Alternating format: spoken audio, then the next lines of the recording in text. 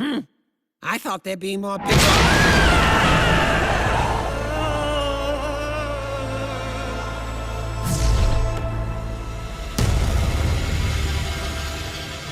Hello, Glossaric.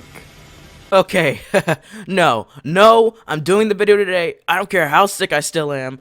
I'm doing this, no exceptions.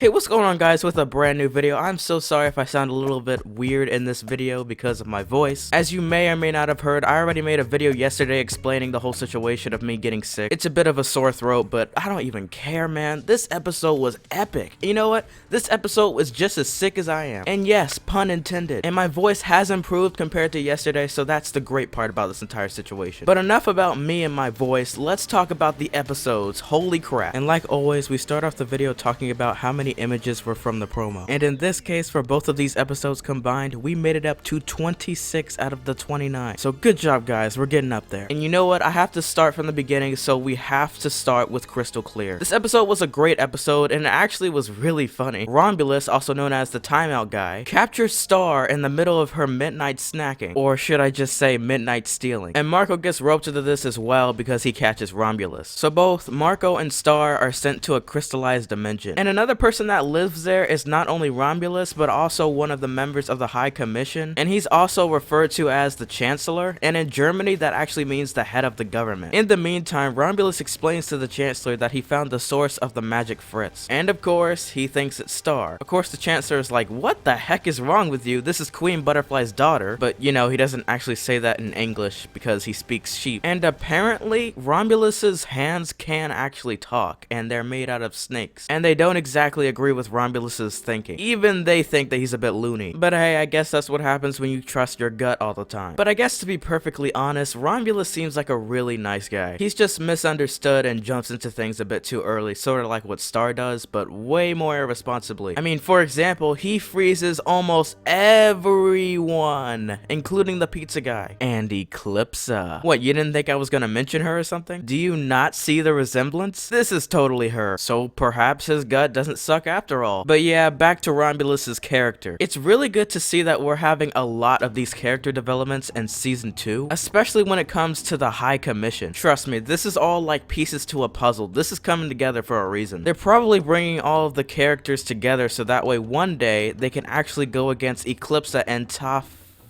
Okay, no.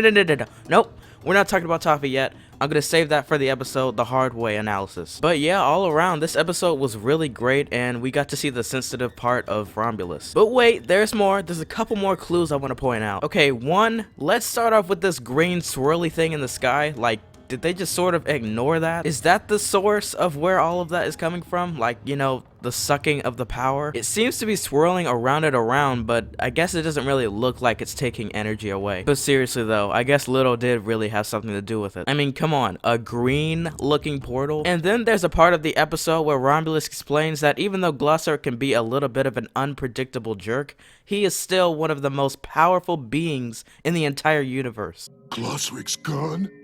This is amazing!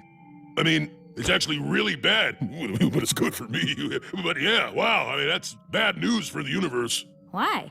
The thing about Glossaric is, he may be a jerk, but he's the most powerful, all-knowing magic jerk in the universe. That's why I can never win an argument with him. I mean, he is basically the main person that teaches the butterflies all of the magic in the book. So it would only make sense that he is one of the most powerful beings. In the end, Star and Romulus decide to make up with each other and not tell anyone about what happened. Star also tells Romulus not to tell anyone of the High Commission to ever talk about Glossaric. However, I think she's a tad bit too late because, I mean, she told her mother and they're also a part of the High Commission, so...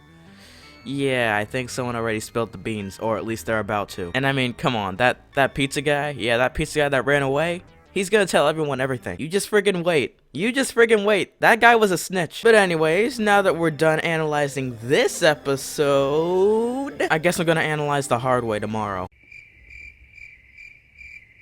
Okay, I'm just kidding. I'm just kidding. It's just a joke. It's just a joke. We are so freaking analyzing this episode. We're gonna be on this episode like John Snyder. But yeah, it was revealed in this episode that a very special person came back once more. But of course, who else would I be talking about besides the person known as John Cena?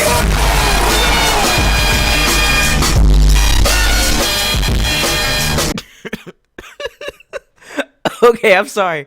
Okay, listen, I'm sick, but I still have my sense of humor. The person known as, don't worry, I won't do it this time, Toffee, should have known he was gonna return. I explained it enough in countless other videos, so you're pretty much already caught up by now. That's why he was studying the aspects of the wand in Munipin's day, and of course why the whispering spell didn't really break the wand. But one huge question is, why would Queen Butterfly have that spell as the first spell she teaches Star? Did Toffee tell her to do so? Because otherwise, I really don't see why Queen Butterfly would do that. Anyways, I'm really getting ahead of myself and ahead of the episode because there's much that needs to be analyzed besides this part of the episode. So at the very beginning, we have Ludo, who is convinced that he has to force Glossaric to teach him the Book of Spells, when in reality, Glossaric doesn't actually interfere at all. It's been officially confirmed that he is only an aid to the person whomever is in possession of the Book of Spells. So no, he did not betray Star exactly. And even though his main job is to support whoever is in possession of the Book of Spells, you can definitely tell that he's not as happy as he once was with Star. So it's not like the guy has amnesia, he still has memories of her. And he describes Star to be a student that is not as disciplined as Ludo, but instead a student that is capable of making up her own spells, which sounds incredibly unique. Which is a good thing, because that means that Star is just as different as she is powerful. Sort of like Eclipsa. And in speaking of Eclipsa, let's talk about her. Towards the very end, the wand whispers to Ludo that Glossaric is hiding certain pages from him. So Ludo asks Glossaric to reveal the dark chapter of Eclipsa, and within a minute, something amiss happens. Ludo is consumed with the dark spells within, and Toffee takes over. It's kinda weird though, because Glossaric and Ludo interact with each other as if they've talked to each other before.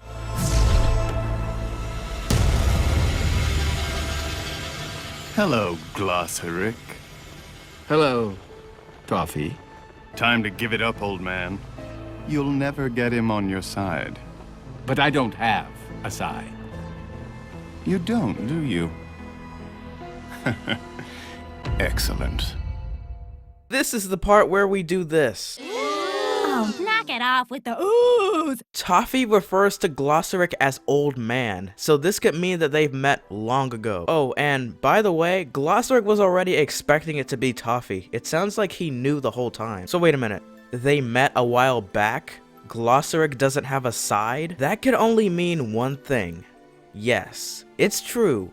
Toffee most likely existed during the same time Glossaric was mentoring Eclipsa, which is why Glossaric wasn't too surprised that the wand, also known as Toffee, asked about the chapter. Probably why Glossaric was looking into how Muni was doing, especially after witnessing the whole Fritz with the magic. I think Glossaric found the issue, maybe. But yeah guys, that is the end of my analysis video for both of those episodes. I apologize for my nasal voice. I was really hoping that I would get better by now, but apparently I'm not, so I guess I'm just gonna have to live with that. But on the other hand, I really hope that you guys enjoyed the video, and I'll catch you all in the next one.